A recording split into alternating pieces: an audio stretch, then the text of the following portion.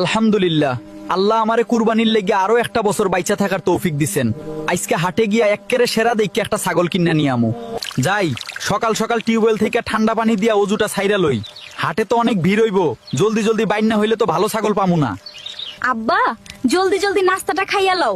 আজকে হাটে গিয়া কিন্তু আমরা এমন একটা ছাগল কিনুম যেটার কান দুইটা এক্কেরে কুলার মতো বড় বড় হইব। আরে মা, তুই কোনো টেনশন নিস না, আমরা সাবধানে হাটে যামু আর দেখিয়া শুনে এক্কেরে নাদুস নুদুস একটা ছাগল কিনা নিয়ে আমু। তুই খালি দইরা বস। ওয়াও আব্বা, ওই দেখো হাটে কত গরু ছাগল আইছে, কিন্তু আমার তো ওই সাদা রঙের ছাগলটাই লাগবো যেটা ওই কোনায় দাঁড়ায়া কাঁঠাল পাতা খাইতেছে। হ মা, ছাগল তো দেখতে মাশাআল্লাহ অনেক সুন্দর, কোনো খুঁতো নাই মনে হইতাছে। চল ব্যাপারীর লগে একটু দামাদামি কইরা দেখি কয় টাকা চায়। আরে শিয়াল ভাই, এক্কেরে হীরা চিনছেন আপনি? এই ছাগল সারাদিন খালি কাঁঠাল পাতা খায়, এইটার গোশত এক্কেরে মাখনের মতো নরম হইব কইয়া দিলাম।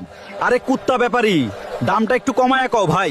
তুমি তো এক্কেরে আসমানের দাম চাইতাছো, একটু কম রাখো, আমি এখনই নগদ টাকা দিয়া দিতাছি। যাক ভাই, আপনি মানুষ ভালা, তাই দিয়া দিলাম।